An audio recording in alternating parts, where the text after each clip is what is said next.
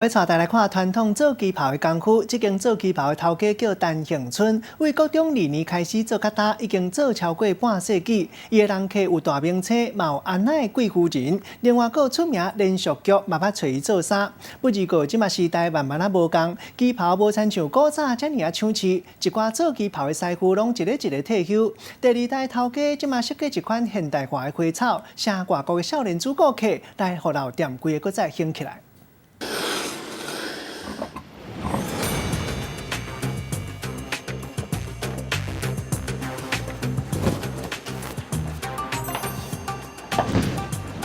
现代女性若是换穿旗袍，行路起来是安尼婀娜多姿、脸部轻移，宛如云过月，散发出东方女性特有的魅力。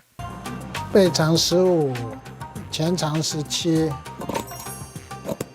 一刀甲剪到底拢袂丢除，便若是目睭小咬一个。设计图甲人客寸笑拢记伫个头壳内，这就是陈恒春伊立职50年的深厚功力。旗袍每一个地方都要做好。 如果做不好，这个旗袍穿起来就没有灵气，就看起来像洋装，那就是不合格的旗袍。不好的看起来很呆板，穿在身上，人都会穿呆掉。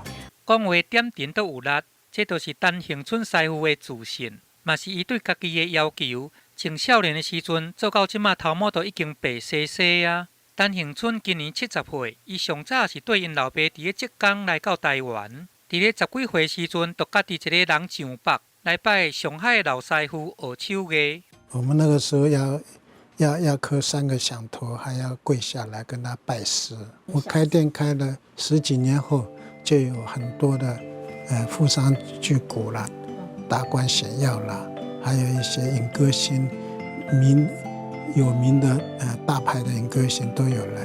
唔愿讲出有啥物出名的人来找伊订过这个旗袍。 这是陈恒春伊对人客稳事的尊重。不过，这个请赢一时的旗袍，煞伫个70年代经济起飞了后，豆豆啊来退流行。另外一方面，受到西方文化的影响，迄个款式像样的大量生意，伫咧服装界来引起潮流。安尼旗袍就无法度成做时行的主流，来定做的人就愈来愈少。像中山北路都有10几家店面，现在只剩我一家。痛心的就是学习的人比较少，而且最主要就是，台湾人的现在接受度比较就是崇洋啊，那对我们中华的文化保留是缺乏很大的信心跟保存啊。即马布料引进就紧迄款较有现代感的花色，嘛会特别去研究少年人甲外国观光客因介意的花草甲这个款样。 观光客应该有占到3到4成左右了，有很多的宴会在旗袍是算国际礼服啦，那蛮流行的，然后都不会去，就是很多场合都蛮符合的。